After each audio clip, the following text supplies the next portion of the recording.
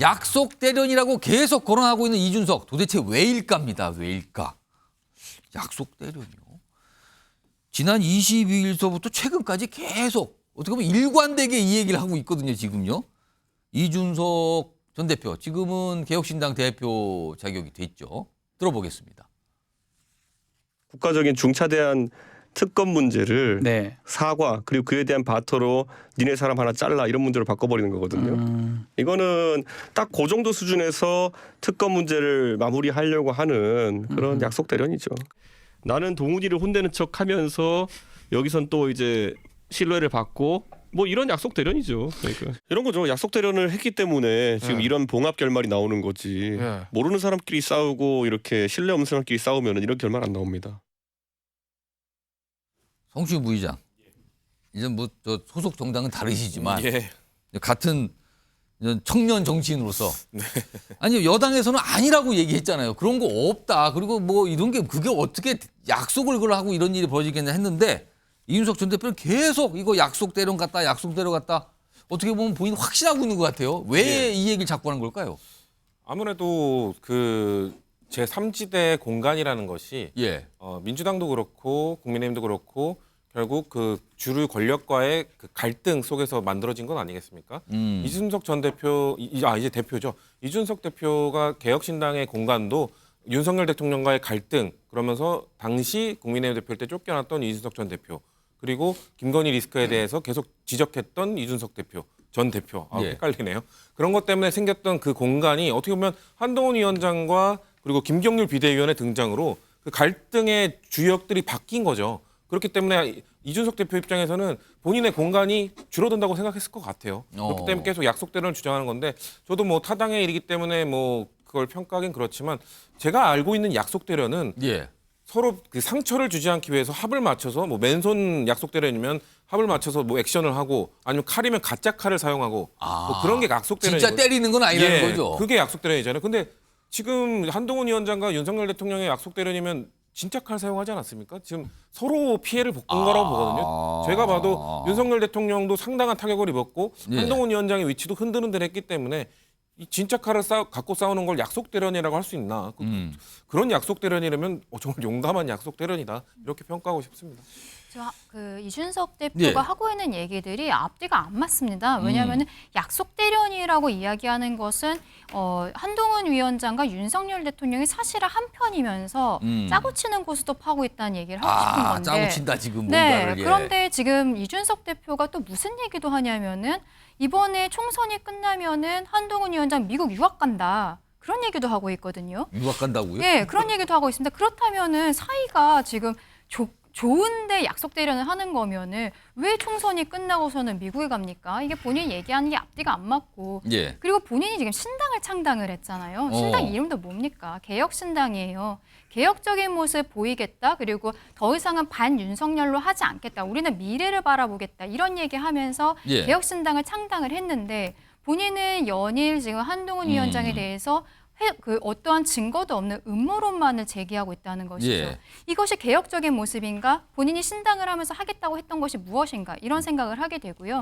마지막으로 이준석 대표 입장에서는 방송에 계속 이슈가 나가고 싶을 것입니다. 본인이 그 노인 그 무임승차 폐지 공약 그때 잠깐 이슈가 됐었고 그 이후에 사실 어제 합당도 했어요. 양양자 의원과의 합당도 했는데 그게 조명을 못 받았어요. 지금 우리 이 중도를 표방하는 MBN에서도 그 이준석 대표의 합당 이야기보다 이준석 대표가 음모론 제기하는 거 지금 이 얘기를 하고 있잖아요. 이준석 대표 입장에서는 그런 것들을 생각해서 저런 얘기를 끊없이 하고 있는 것이 아닌가. 하지만 저게 과연 개혁신당의 대표로서 맞는 태도인가에 대해서 굉장히 의문이 드는 부분입니다. 지금 말씀하시면서 뭐 MBN이 중도를 표현한다는데 뭐 그런 건 없고요. 우리는 MBN 뉴스와이들은요 균형과 공정을 항상 딱 손에 잡고 방송을 하고 있다는 거 다시 한번 강조 말씀드리고요.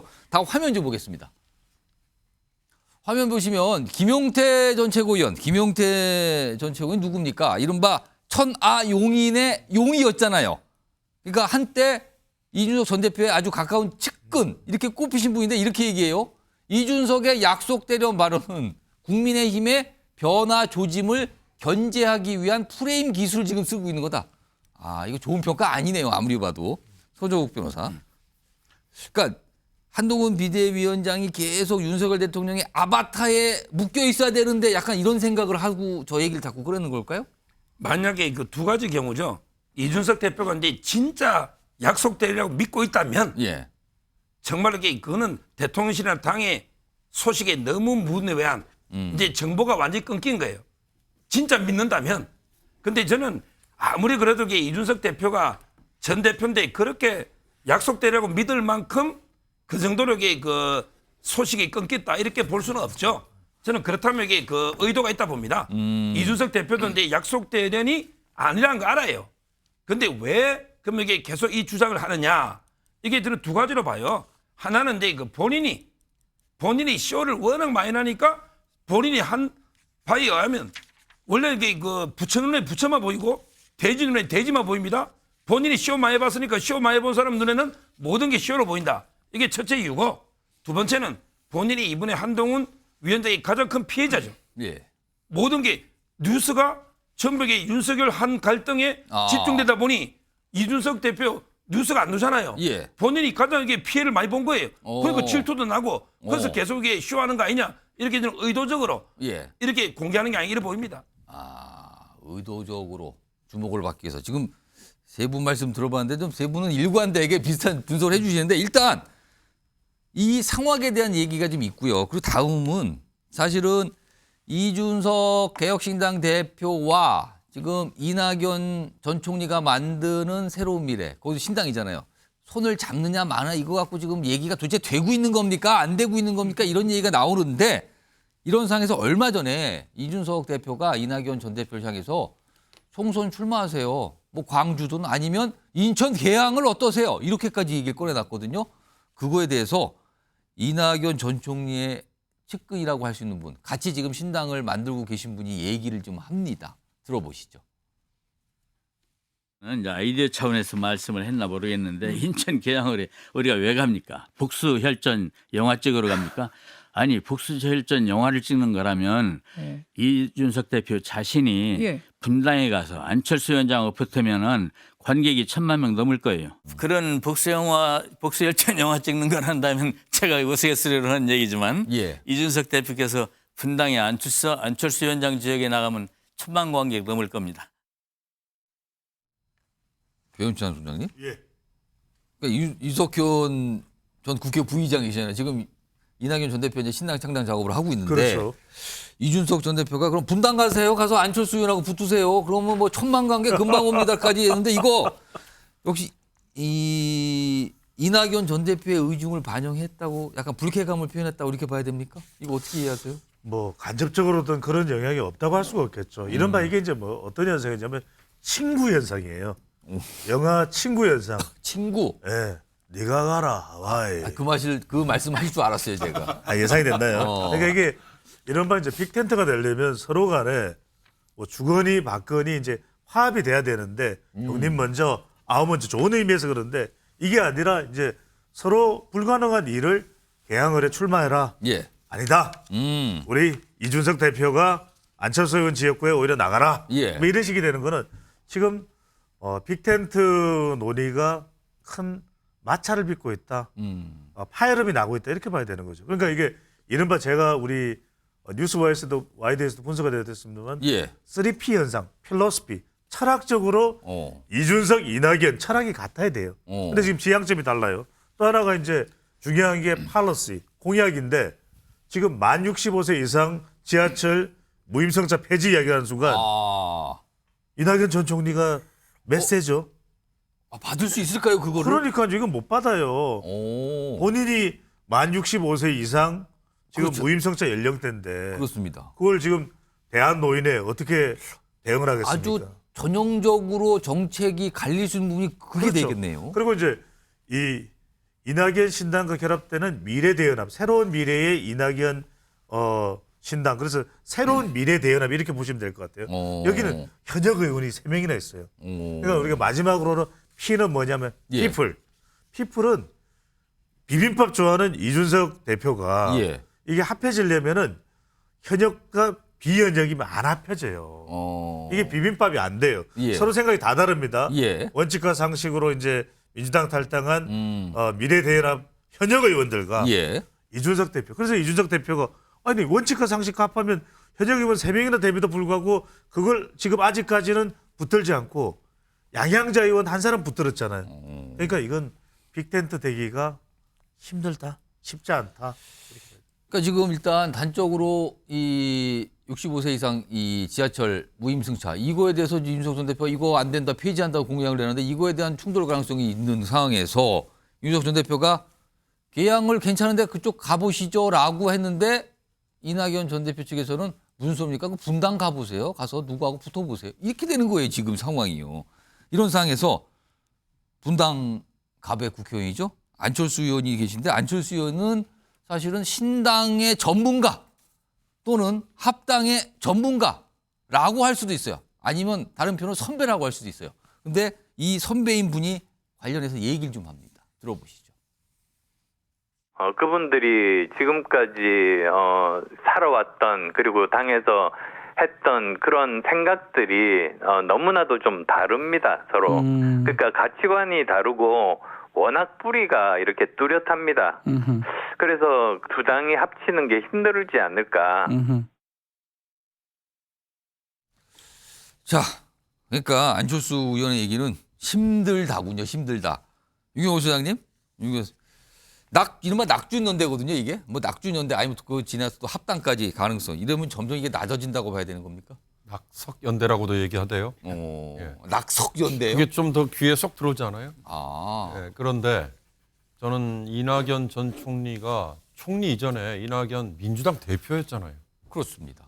그랬던 분이 지금 굉장히 어떻게 보면 모욕적인 얘기 중에 하나일 것 같은데 아마 이낙연 전 대표는 저 낙석연대를 디딤돌로 보수 정당의 대선 후보가 되려는 게 궁극적인 지향점일까요? 이렇게 얘기하는 분이 있더라고요. 그래서 제가 또 그렇게 말씀하시는 분이 있어요? 그래서 제가 깜짝 놀랐는데 오. 그러니까 이준석이라는 저 젊은 보수를 내세운 저 정치인이 지금 나가서 개혁신당을 만들고 거기에 일정한 지지층이 지금 모여 있잖아요. 예. 뭐 일반 그러니까 유권자인데 아까 우리 배종찬 소장이 정말 예리하게 제가 써놓은 거하고 비슷해요. 저는 공통 가치라고 써놨는데 예. 그걸 필로소피라고 표현하더만요. 예. 그리고 공약 그리고 절대 지지층이잖아요. 이 세 개가 흔히 말하는 교과서에 나오는 이 정당 만들려면인데 이 중에 제일 중요한 건 뭐예요? 공통 가치죠. 정강이든 정책이든 그래야 이게 계속 가는 거 아니에요. 그렇지 않으면 지금 기존 정당의 탈당파 연합, 낙천자 연합 예. 또는 비주류 연합 예. 이 비판과 조롱으로부터 벗어나기 힘들지 않습니까? 그런데 어떻게 이낙연, 이준석이라는 전혀 이질적인 존재들이 예. 이렇게 안철수 의원도 지적했듯이 합쳐질 수 있을 것인가? 이건 그야말로 NT 윤석열, NT 이재명파가 다 모여라. 그거밖에 안 되잖아요. 그게 어떻게 지속 가능하겠어요? 그러니까 지금 선거용 정당이다 이 얘기를 듣지 않으려면 지속 가능해야 되잖아요. 예. 그 지속 가능한 대목이 이거라도 있습니다. 예를 들어서 이번 총선에 우리는 정말 쓴맛을 봐도 계속해서 가겠습니다라고 얘기할 수 있는 거 하나만이라도 있어야 되는데 그거 하나도 저는 찾을 수 없다는 점에서 예. 이낙연 전 대표, 이낙연 전 총리가 지금 굉장히 어려운 길을 걷는 거다. 그런 생각이 들어요. 저는 이제 낙준연대가 예. 궁극적으로 불가능하다라는 생각을 하고 있는데요. 그건 무슨 얘기냐면은 이준석 대표가 본인들과 함께 하려면 예. 다음번 대선까지 같이 가야 된다라는 이야기를 이미 공식적으로 했단 말이에요. 그렇죠. 예, 그런데 지금 이낙연 전 대표 같은 경우에는 이번 총선에는 불출마하겠다고 선언을 했습니다. 그런데 다음번 대선에 대해서는 지금 놓지를 않고 있는 상황이죠. 근데 이준석 대표가 이번에 개혁신당을 창당을 하면서 본인이 당 대표가 됐습니다. 예. 저는 이준석 대표가 다음번 대선을 지금 꿈꾸고 있다고 생각을 합니다. 본인이 다음번에 대선 주자가 되고 싶은데 그런데 이낙연 대표도 대선을 꿈꾸고 있는 사람이라는 말이에요. 그러면 이 안에서 당 안에서 어떻게 됩니까? 이거는 저는 이낙연 대표가 만약에 이준석 대표와 같이 하려면은 본인이 대선까지 포기하겠다라는 선언을 해야 이 당에 들어갈 수 있을 것이고 예. 그렇다면 이 당 안에서 본인이 할 수 있는 건 고문 정도의 역할밖에 없단 말이에요. 이낙연 대표가 그 정도를 받으면서 들어갈 이유는 없다고 생각합니다.